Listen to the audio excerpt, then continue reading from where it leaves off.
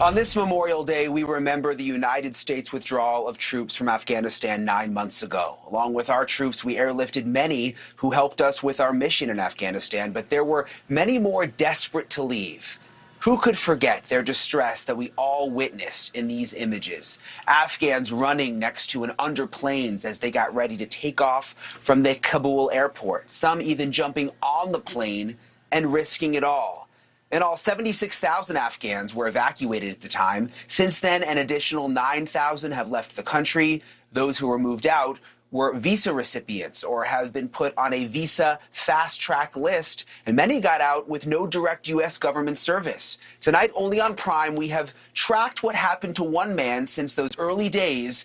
He was one of those left behind. He has since started a new life outside of his homeland. My name is Omid Haidar Omid. I believe the explosion has happened inside the canal. The last time we told you about Haidar, he was at Kabul airport at the end of August 2021, with thousands of other Afghans desperate to leave the country before the Taliban took over. After my first try, I decided to never try it again because I could see how difficult was it, and I could see people dying near the airport. Haidar went back to work as a reporter at Tolo News, Afghanistan's largest TV news network, by now under Taliban rule. The worst days of my career, we were seeing people's problems, difficulties, and how they are suffering, but you are not able to deliver the way they wanted.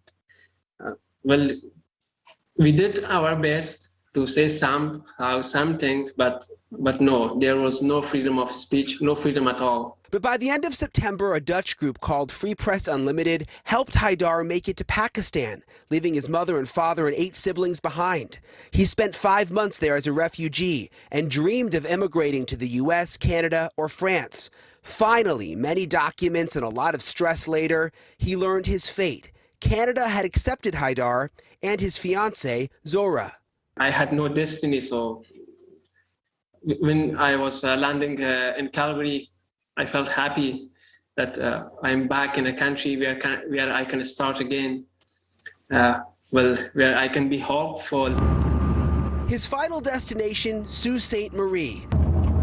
The snow and cold was a shock, and being far from family and friends was difficult. But Haidar and Zora decided to get married earlier than planned, tying the knot in March. The wedding reception took place in Kabul. Haidar and Zora attended online. So we had a party in Kabul without us.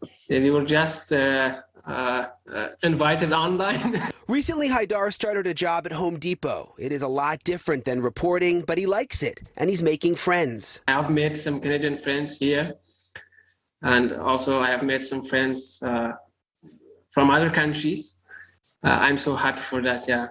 They are all lovely people. The best thing I have experienced in this, it's people, so I loved it. He has hopes and dreams. Also for my future goals, bringing my family, my parents, maybe, I don't know, they would like to come or not.